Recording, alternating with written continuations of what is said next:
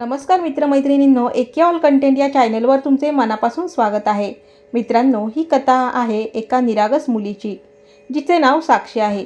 साक्षी जेव्हा 17-18 वर्षाची होती तेव्हा ती एका अशा वयात होती जिथे मुलींना जगाची फारशी समज नसते। तिला फक्त बाहेरचे सौंदर्य आणि देखणे चेहरे आकर्षित करत असत। साक्षीच्या घरासमोरील फ्लॅटमध्ये आर्यन नावाचा एक मुलगा राहायला आला होता।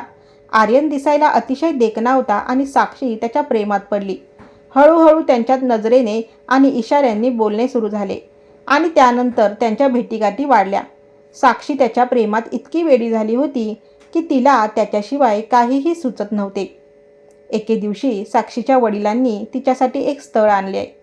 जेव्हा तिच्या आईने तिला त्या मुलाचा फोटो दाखवला तेव्हा साक्षीने तो फोटो रागात फाडून टाकला। तिला तो मुलगा दिसायला साधा वाटला कारण तिच्या डोळ्यावर आर्यनच्या सौंदर्याची झापड होती। तिने वडिलांना स्पष्ट सांगितलं की मला हा मुलगा आवडला नाही, मी फक्त आर्यनशीच लग्न करेन। तिच्या वडिलांनी तिला समजवण्याचा खूप प्रयत्न केला की बाळा, फक्त सौंदर्य महत्त्वाचे नसते, माणसाचा स्वभाव आणि गुण पाहिले जातात। तू ज्या मुलाला निवडले आहेस त्याबद्दल तुला काहीच माहिती नाही। पण साक्षी आपल्या हट्टावर ठाम होती। मित्रांनो, जेव्हा वडिलांनी लग्नासाठी दबाव टाकला तेव्हा आर्यनने तिला घर सोडून पळून जाण्याचा सल्ला दिला। साक्षीने त्याच्यावर विश्वास ठेवला आणि एका रात्री ती घर सोडून पळून गेली। त्यांनी मंदिरात लग्न केले आणि जेव्हा ते घरी परतले तेव्हा तिच्या पालकांनी त्यांना स्वीकारण्यास नकार दिला। रागाच्या भरात वडिलांनी दरवाजा बंद केला आणि साक्षी आर्यनसोबत निघून गेली। काही दिवस सुखात गेल्यानंतर घरामध्ये पैशाची चणचण वाजू लागली। जेव्हा साक्षीने आर्यनला त्याच्या कामाबद्दल विचारले तेव्हा त्याने अत्यंत निर्लज्जपणे उत्तर दिले।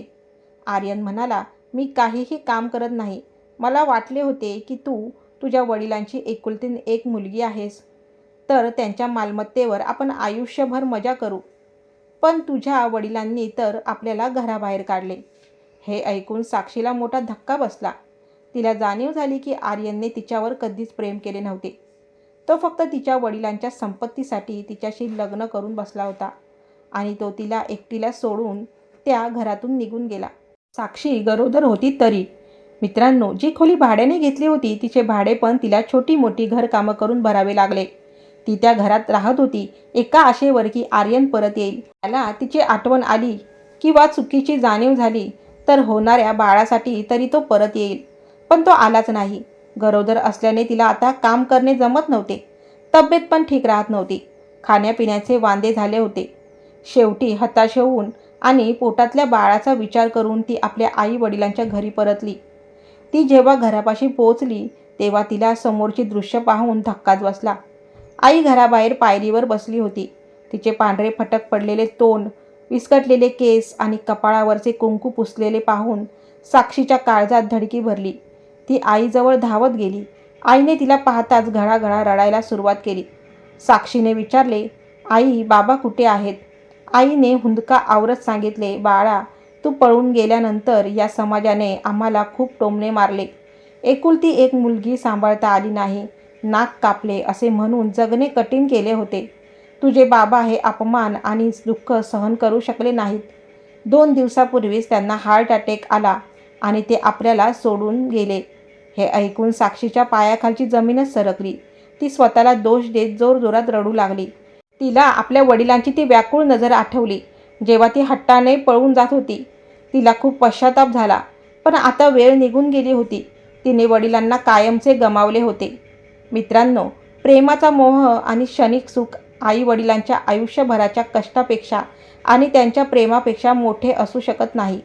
तारुण्याच्या उंबरठ्यावर घेतलेला एखादा घाईगडबडीचा आणि चुकीचा निर्णय केवळ तुमचेच नाही तर तुमच्या संपूर्ण कुटुंबाचे आयुष्य उद्ध्वस्त करू शकतो। आई वडिलांनी दिलेला सल्ला हा नेहमीच आपल्या भल्यासाठी असतो, हे विसरू नका। मित्रांनो आणि मैत्रिणींनो, तुम्हाला या कथेबद्दल काय वाटते हे कमेंट करून नक्की सांगा। आवडली असेल तर लाईक करा आणि चॅनल सबस्क्राईब करायला विसरू नका।